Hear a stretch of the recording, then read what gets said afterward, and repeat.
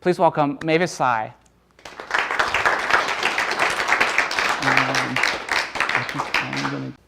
Mavis and I met a couple summers ago at a conference in Banff. And I had reached out because I was very curious about this approach, functional analytical psychology, and I wanted to get to know one of the founders of it.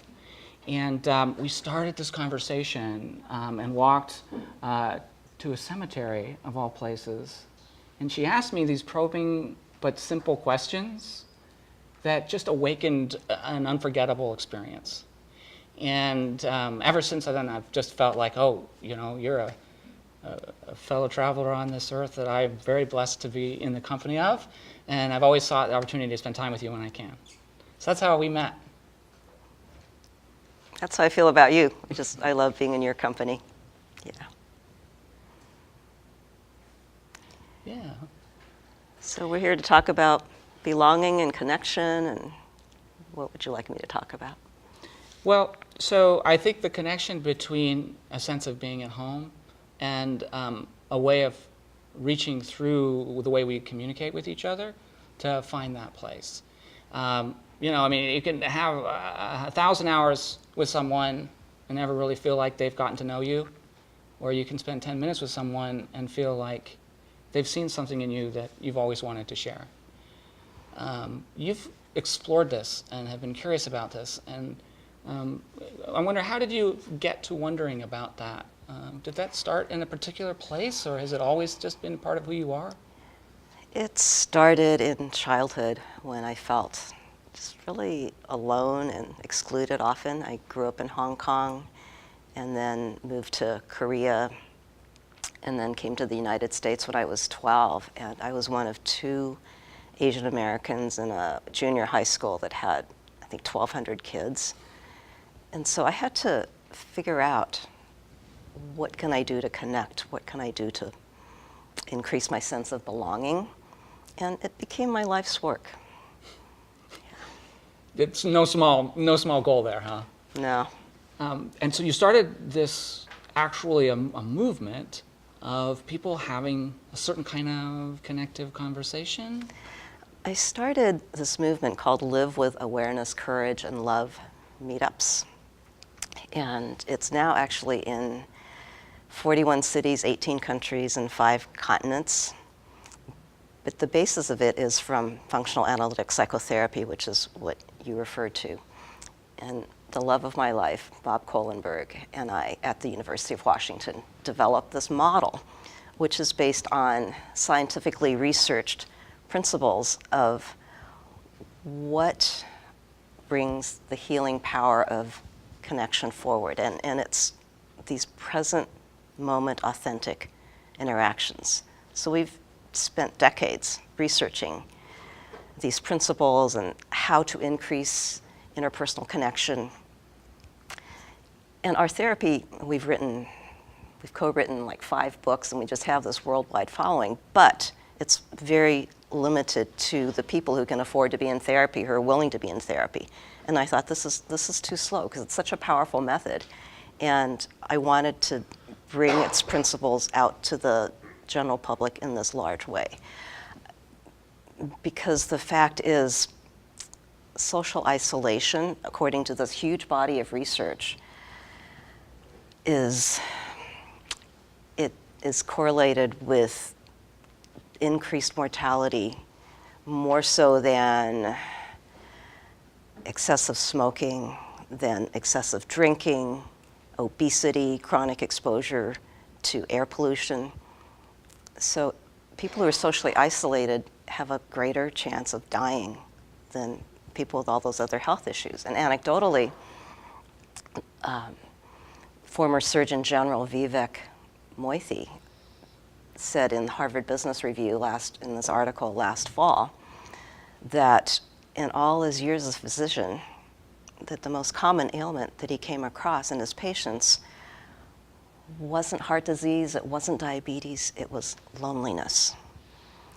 So I feel like Live with Awareness, Courage, and Love meetups, I write these protocols and train leaders all over the world, and it brings to participants these structured ways of increasing connection to themselves and others, which I'm really excited about. That's amazing. I've been to a few of those, and they are extraordinary. Maybe we should share. Should we share a little bit of this? Yeah. Should we show the questions? What would you like to share first? I have a set of questions right here. So this is a set of questions that I featured in my TEDx talk, Creating Extraordinary Interactions. And we've researched it with people in our meetups and also in our studies at the University of Washington. Actually, lots and lots of closeness generating questions. But these are Closeness generating. Now, these are 6 questions that, if you open-heartedly interact with someone and answer these in a vulnerable way, and you listen to your partner's answers with acceptance and non-judgment, it automatically creates this unforgettable interaction. So that's what we were doing when we met. That's what we were doing when we met. And I'm feeling some of that right now. What are you feeling right now? Just like we belong together. You know, that just feeling like we're already home because we share each other's thoughts and feelings and experiences. Yeah, so we talked about me inviting you to choose one of these questions, and we'll take turns answering them. But if the audience could just sit here and answer these questions for yourself. What's a strong value or conviction that you have that you're willing to make sacrifices for? What does your heart long for? I pretend that. Most people pretend something. What do you pretend? If you had the courage, what would you do? And what's a truth that feels scary or vulnerable to admit? And then the last one is about expressing appreciation for whoever you're sharing this interaction with. Do you want to choose one? Yeah, sure. I actually would choose the last one. Actually, as you were sharing, I was actually looking at the faces of each of you, or at least many of you here, and just feeling like I'm really grateful for you to come and bring what is always an open mind to the relationships that matter. I'm grateful to you for doing that. You know, I feel so heard and appreciated and allowed to have whatever combination of things that are going on in my own rabbit wheel inside the head, or just in the realm of having unpleasant or uncomfortable feelings.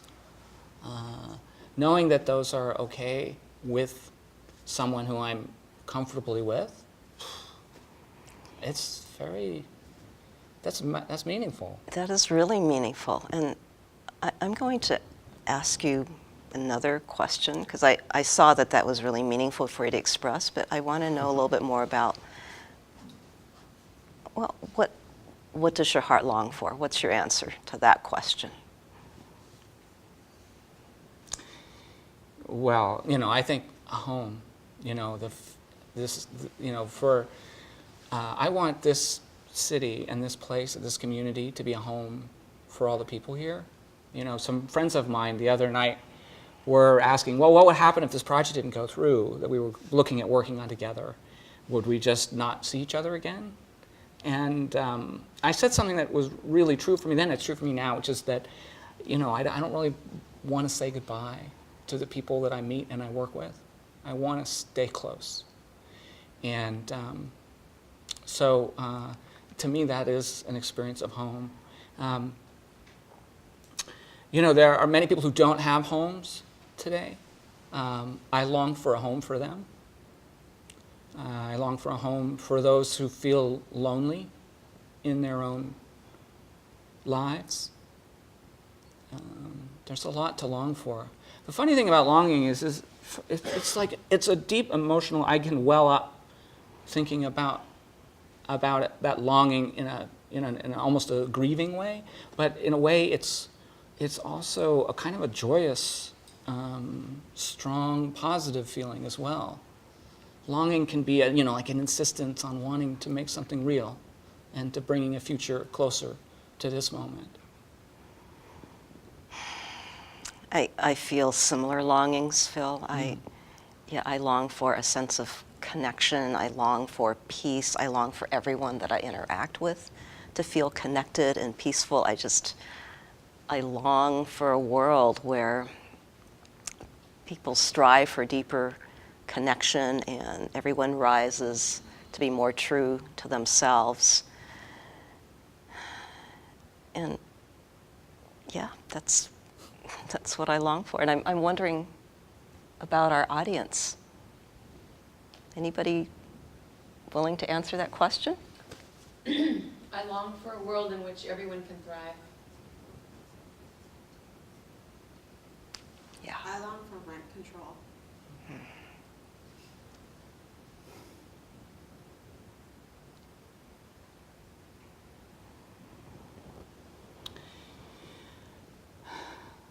Well, I think maybe we should sort of wrap this portion of the program up. We are kind of getting close to the time we need to keep to this. There is a wish and a hope I wanted to leave everyone with before we close the evening. Before you reach for the doorknob or whatever opening to your home, before you go inside your home, I would like to ask that you pause for a moment and think about what is it about your home that you may not have been appreciating that is worth a little more attention. Phil, I appreciate just how deeply thoughtful and loving you are, and how you have this perfect balance of this magnificent mind and this incredible heart. I love the idea of going home and before you open the doorknob, just really being present with the moment. And I want to invite all of you to come to one of my Live with Awareness, Courage, and Love meetups in Seattle. It's just this wonderful, safe atmosphere to delve into things that really matter, to connect with yourself more and with others more. And if you could just go to the website livewithacl.org, it'll give you more information.